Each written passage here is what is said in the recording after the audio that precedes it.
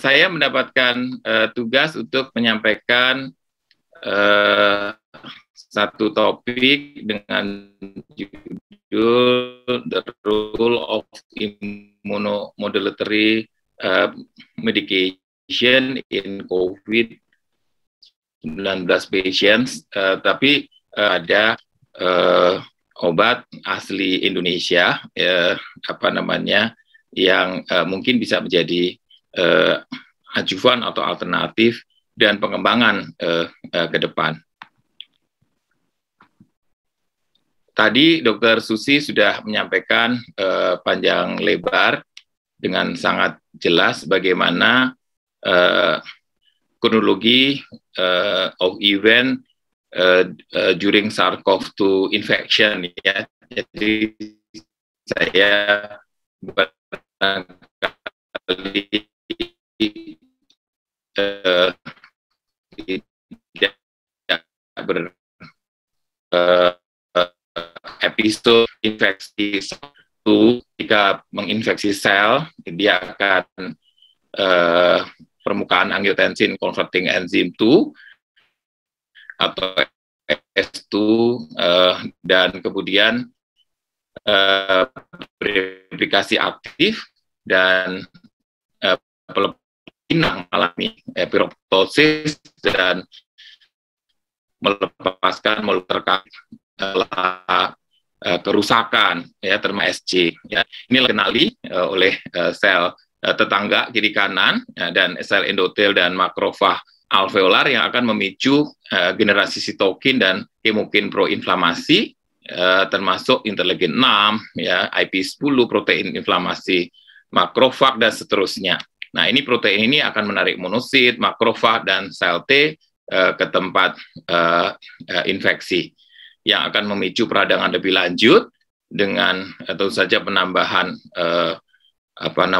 interferon gamma yang diproduksi oleh sel T dan membentuk umpan balik proinflamasi. Nah, dalam respon imun yang rusak di sisi kiri ini dapat menyebabkan akumulasi lebih lanjut dari sel-sel imun di paru-paru yang menyebabkan produksi sitokin proinflamasi yang berlebihan yang pada akhirnya akan merusak infrastruktur paru-paru. Dan tentu saja sangat terkenal dengan istilah sitokin storm atau badistokin yang dihasilkan yang bersirkulasi tidak hanya di organ paru tapi bisa organ lain dan bisa menyebabkan kerusakan multi organ. Nah, selain itu non-neutralizing antibody dapat meningkatkan infeksi SARS-CoV-2 melalui peningkatan antibody dependent enhancement atau yang dikenal sebagai ADE yang semakin memperburuk kerusakan organ yang terjadi. Nah, sebagai alternatif dalam respon yang sehat, kita lihat di sisi kanan, peradangan awal akan menarik sel T spesifik virus ke tempat infeksi, di mana mereka dapat menghilangkan sel yang terinfeksi sebelum virus menyebar kemana-mana. Dan antibodi penetralisir pada individu ini dapat memblokir infeksi virus dan makrofag alveolar, mengenali virus yang dinetralisir dan sel apoptosis, dan kemudian membersihkannya dengan fagositosis. Jadi secara keseluruhan, proses ini akan mengarah pada pembersihan virus dan kerusakan paru-paru yang minimal tentu saja, ya, dan menghasilkan pemulihan dan seterusnya. Tadi sudah dibahas panjang lebar. Nah, lalu barangkali izinkan saya fokus pada pertanyaan. Jadi di mana tempatnya dan apakah kita perlu satu immunomodulatory medication pada COVID-19 pasien?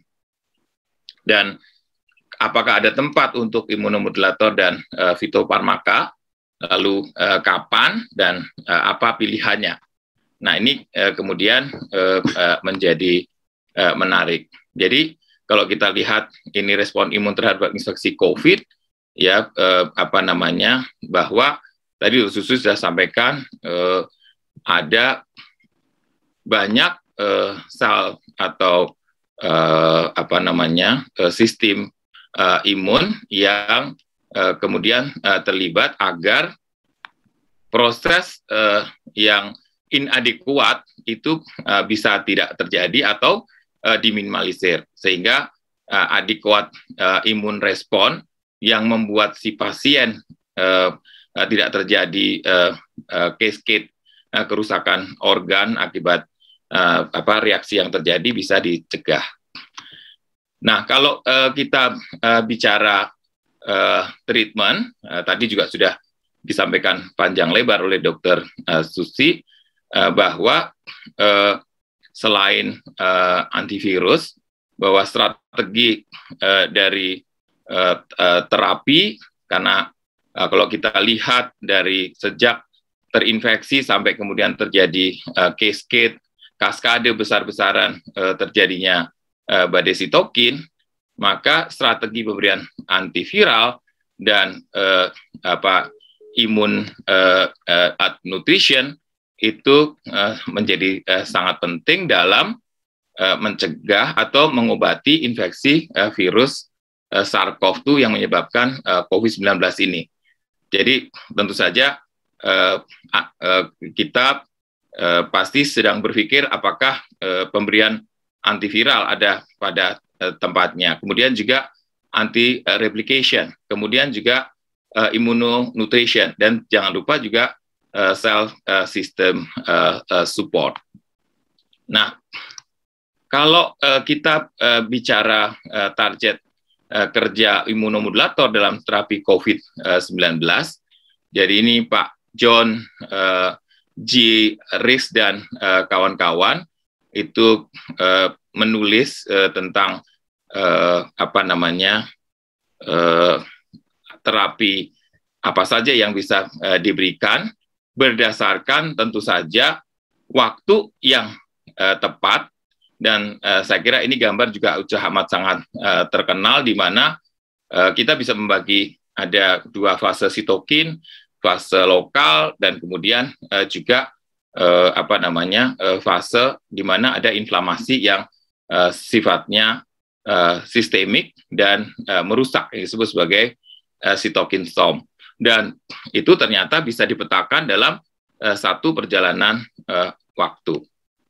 Nah, ini juga mengingatkan kembali bahwa ada masanya di mana virus akan bereplikasi dengan sangat cepat dan kemudian akan menurun produksinya setelah minggu kedua, ya biasanya dikatakan rata-rata sekitar 13 hari, dan kemudian akan terjadi immune dysregulation, sehingga di sini kita bisa memilih kira-kira terapi apa yang bisa kita berikan berdasarkan perjalanan penyakit COVID-19 yang disebabkan oleh virus tadi. Tentu saja ketika virus asyik bereplikasi, kita perlu pemberian antiviral yang adekuat dan peningkatan sistem kekebalan tubuh, baik itu spesifik maupun non-spesifik, ya, agar virus yang sedang bereplikasi tadi bisa dieliminir, ya. Tentu saja obat-obatan yang mendukung agar bisa mengeliminasi sel-sel imun yang bisa mengeliminasi virus replikasi ini bisa terjadi. Nah, ini adalah satu bagan target kerja imunomodulator dalam terapi COVID-19. Ini gambar ini juga sangat terkenal, ya, di mana kita bisa memetakan di mana masing-masing. Tadi Dr. Susi sudah sampaikan dengan amat sangat jelas di mana RAS inhibitor, kemudian kortikosteroid, hidroksikloroquine, ya, azitromisin, IVIG, colchicine, dan seterusnya, ya, sampai kepada interferon, ya, bahkan ada JAK inhibitor. Nah, lalu bagaimana dengan obat-obat lokal atau fitofarmaka, ya, yang ada? Nah, ini kebetulan saya mendapatkan satu systematic review ya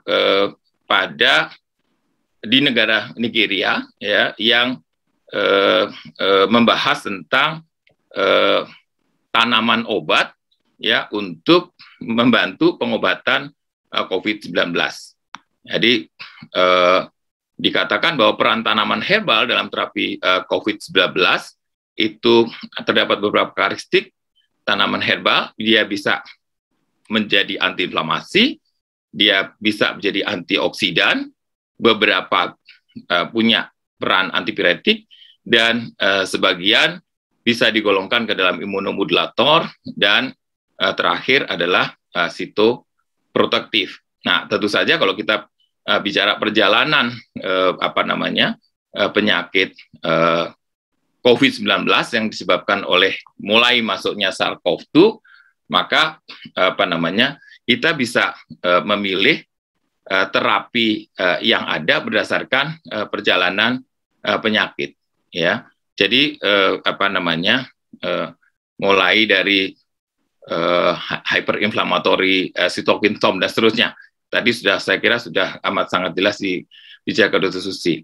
Nah, kalau kita lihat di tabel ini ternyata banyak sekali potensi medicinal plant ya. Jadi obat-obatan yang punya potensi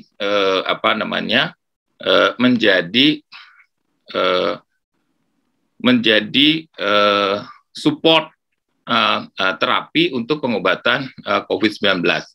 Jadi ini termasuk di dalamnya adalah antimalarial properties ya, mulai dari Acanthospermum hispidum dan seterusnya. Ya, ini ada banyak sekali. Kalau teman-teman berminat, ini di review. Jadi reviewernya ada yang menulis ada di sini ya. Terus kemudian jadi banyak potensi sebetulnya di alam yang barangkali perlu eksplorasi lebih lanjut. Kemudian juga ini adalah beberapa contoh yang di list dianggap mempunyai kemampuan antiviral ya. Nah, di sini ada golongan Phyllanthus ya. Kebetulan yang didapatkan adalah Phyllanthus amarus ya, Echinacea dan seterusnya ya. Kemudian juga ada ini tanaman obat yang punya potensi antioksidan ya, mulai dari Zingiber officinale, Curcuma longa dan seterusnya. Nah, ini salah satu jurnal yang membahas tentang Phyllanthus ya, yang memang tidak banyak ya kita akan dapatkan karena memang fitofarmaka ini menjadi sangat ketinggalan ya dibandingkan dengan obat-obat sintetik modern. Nah, lalu bagaimana di Indonesia? Nah, kita tahu bahwa obat-obatan suportif ya baik yang tradisional dalam hal ini fitofarmaka ya maupun obat modern asli Indonesia yang terregistrasi di POM dapat dipertimbangkan untuk diberikan, namun dengan tetap memperhatikan perkembangan kondisi klinis pasien. Nah, kalau kita lihat nanti di akhir presentasi saya, Per Almuni menjawab itu ya, bagaimana kita menggunakan potensi bahan asli Indonesia untuk menjadi support terapi bagi tata laksana COVID-19. Nah, fokus pada Phyllanthus niruri ya atau meniran, ternyata ini ada satu potensi yang menghambat penyebaran COVID-19. Jadi sejarahnya cukup panjang kalau kita lihat publikasinya, mulai dari penelitian kawan-kawan di berbagai daerah pada TBC, kemudian pada beberapa penyakit lain seperti hepatitis dan seterusnya. Nanti kita lihat bagaimana dengan potensinya dalam menghambat penyebaran COVID-19. Nah, dari Yuli Kusuma Dewi dan kawan-kawan ya pada jurnal Pharmacist Science menguraikan tentang potensi tanaman lokal sebagai tanaman obat dalam menghambat penyebaran COVID-19, itu disebutkan bahwa Phyllanthus niruri atau meniruran diduga dapat berpotensi mencegah infeksi virus SARS-CoV-2. Salah satunya tentu saja adalah aktivitas antivirus yang dari senyawasnya pilantin, kemudian hipopilantin, ya, kemudian quercetin, quercetrin, dan astraglin. Nah, berdasarkan hasil molekular docking, Phyllanthus niruri dikatakan berpotensi dijadikan inhibitor terhadap SARS-CoV-2. Lalu, kalau kita lihat, Phyllanthus niruri ini memang pertama kali dikembangkan oleh Dex Amerika, dan dikatakan bahwa ini adalah satu imunomodulator ya, atau barangkali lebih tepatnya sebenarnya adalah imunostimulator. Dan nanti kita lihat beberapa penelitian aktivitas imunomodulator pada sistem imun telah diteliti pada uji preklinik dan uji klinik ya, yang pada penelitian-penelitian tersebut disimpulkan bahwa ini atau Phyllanthus niruri ini punya potensi untuk memodulasi sistem imun. Nah, ini penelitian dari tim DEXA sendiri ya, terhadap review dari beberapa penelitian ya, ini ya tulisan dari review beberapa penelitian lokal yang dilihat ya, fokusnya adalah melihat parameter imunologi ya terhadap Phyllanthus niruri ya pada preklinik dan clinical study. Jadi kita lihat bagaimana dengan proliferasi dari T-limfosit ya pada pasien hepatitis pada baik pada preklinik maupun clinical study ternyata cukup menjanjikan ya. Risetnya dilakukan di Universitas Airlangga. Kemudian CD4 ternyata pada clinical study juga terjadi peningkatan 2,4 kali dengan P yang bermakna. Ya, ini kawan-kawan di Universitas Andalas. Ini penelitian Dr. Ravenal, saya kira KAI kita. Kemudian rasio CD4 CD8 juga terjadi peningkatan 6,4 kali ya dengan P yang bermakna. Dan beberapa penelitian yang lain ya, ada 3 penelitian di Sutomo, di Cipto ya, clinical study pada manusia ya, didapatkan interferon alfa gamma yang meningkat, dan TNF alfa yang kemudian pada hepatitis itu juga bermakna. Nah, demikian juga penelitian-penelitian lain ya menunjukkan bahwa terjadi potensi yang cukup baik ya, terjadi peningkatan beberapa marker yang berhubungan dengan respon penyembuhan terhadap penyakit-penyakit infeksi tersebut.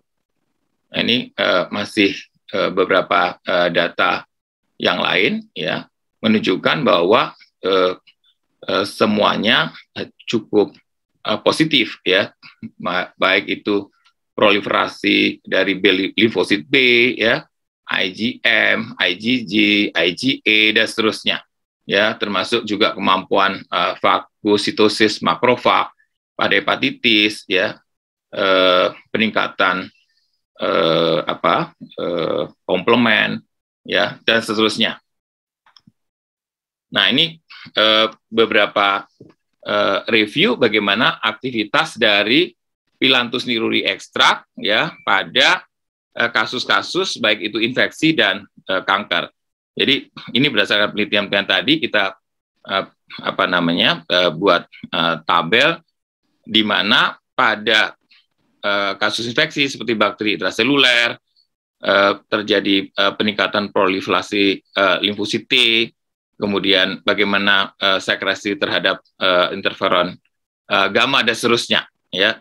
Bagaimana pada virus, jamur, kanker menunjukkan bahwa ada manfaat yang memang terbukti pada penelitian yang sudah dilakukan, ya. Seperti misalnya sekresi interleukin 4, kemudian interleukin 12, proliferasi limfosit B seperti yang sudah saya sebutkan di muka. Nah, ini adalah satu laporan studi dari Pak Sukmandi dan kawan-kawan dengan melakukan in silico study pada Phyllanthus niruri sebagai imunomodulator terhadap untuk melawan COVID-19. Nah, apa hasilnya?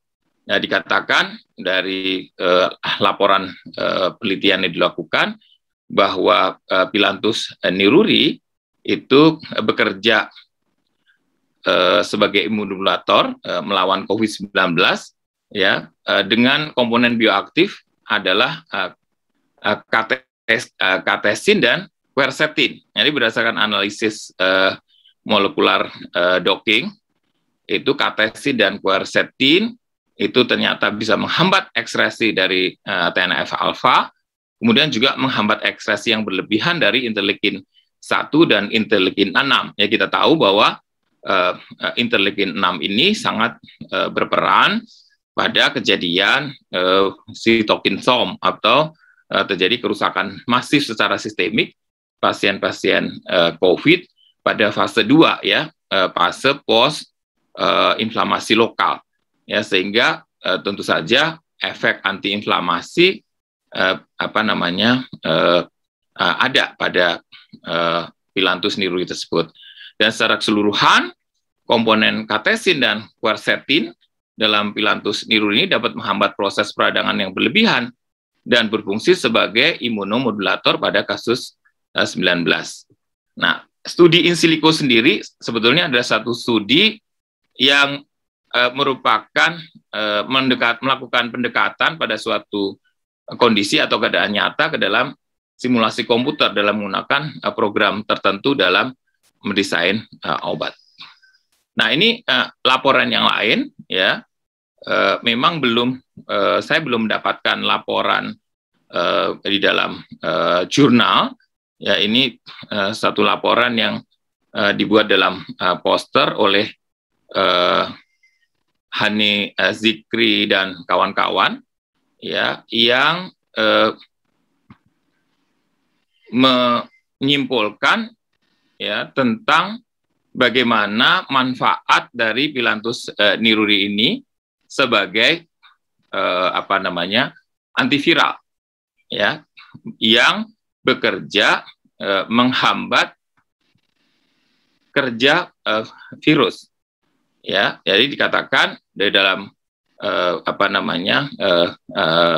penelitian tersebut dengan melakukan pengukuran terhadap drug likeness activity dan tentu saja toxicity-nya ya, itu didapatkan kesimpulan bahwa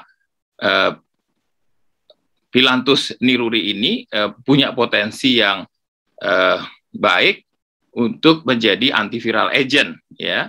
Kalau tadi imunomodulator, maka ini langsung menjadi antiviral. Walaupun kita masih memerlukan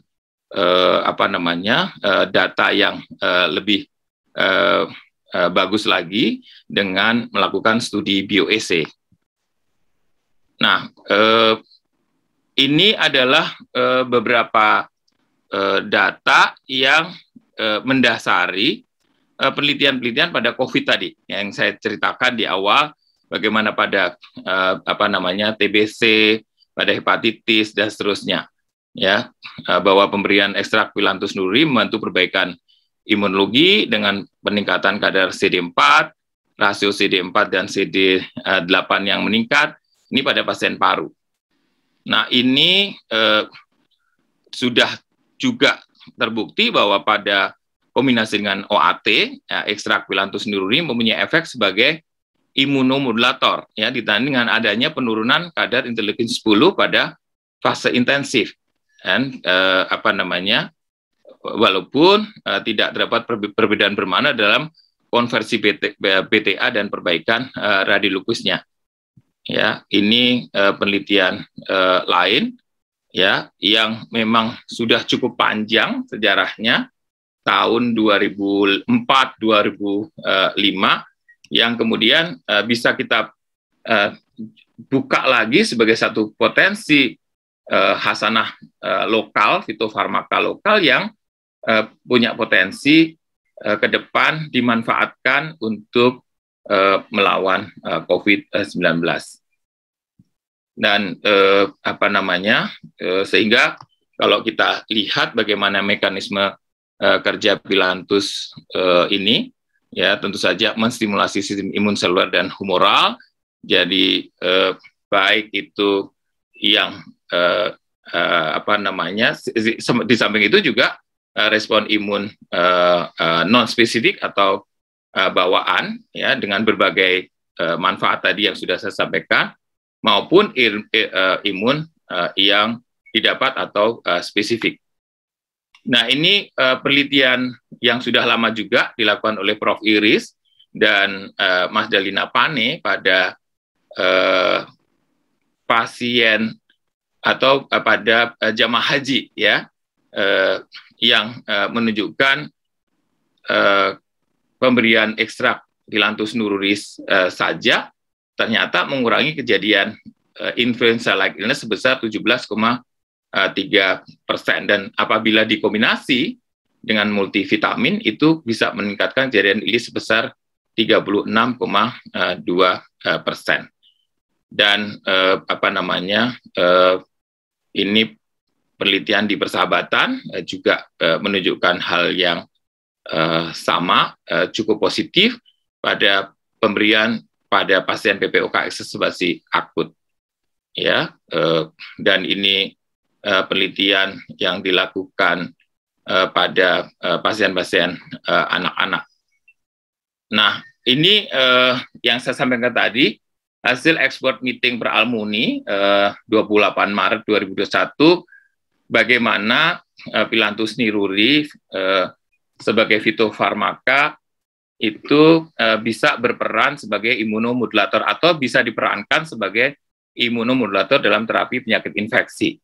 Ya, misalnya apakah bisa diberikan sebagai terapi adjuvan, ya, pada expert meeting itu dikatakan bahwa ini bisa jadi terapi adjuvan untuk meningkatkan keberhasilan terapi beberapa penyakit infeksi dan tidak meningkatkan interleukin 6 seperti disampaikan data di awal.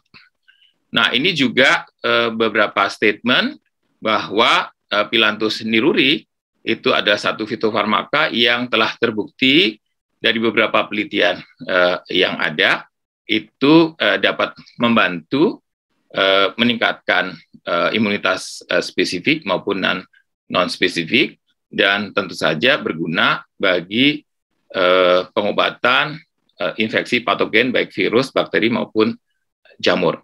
Dan beberapa lagi seperti yang saya sampaikan tadi, bagaimana manfaatnya pada TB, PPOK, ISPA, hepatitis B, dan seterusnya. Nah, bagaimana penggunaannya? Ya, per Almuni merekomendasikan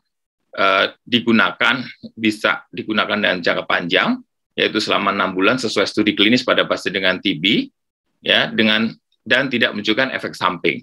Nah, demikian juga pada orang-orang yang kira-kira mempunyai risiko terinfeksi virus.